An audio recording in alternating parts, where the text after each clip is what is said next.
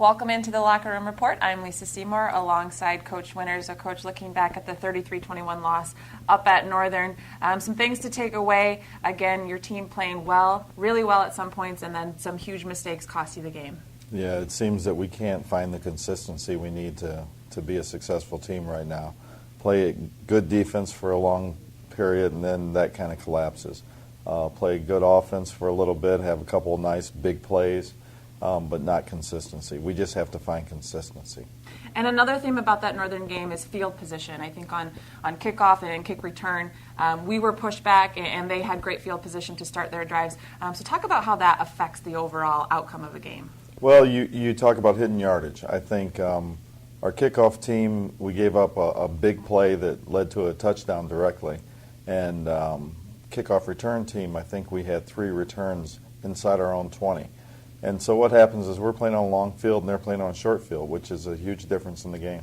And you mentioned a few bright spots already. The defense played well at times, and then Doug Griffin getting his first career start, had a 54-yard touchdown run.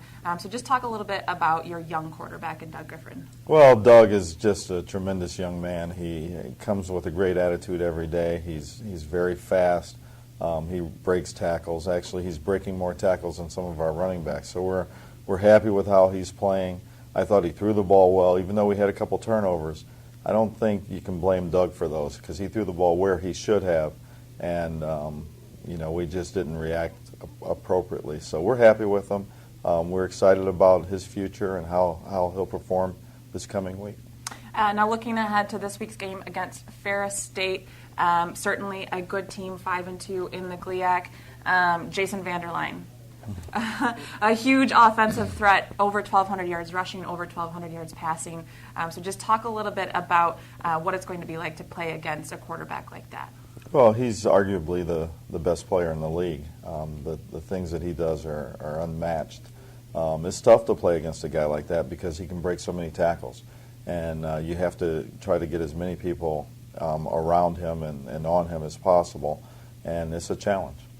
Certainly still a lot to play for this season, still have a chance at a winning season. So talk about your keys to victory for this weekend's game against Ferris State. Yeah, we need to have a winning season. The keys to victory, I think, defensively, again, like we talked about, trying to gang tackle him, but also creating turnovers. I think last year at the point where we were creating 3 or 4 turnovers early, we were winning the game. We stopped creating turnovers, we lost. So that's big.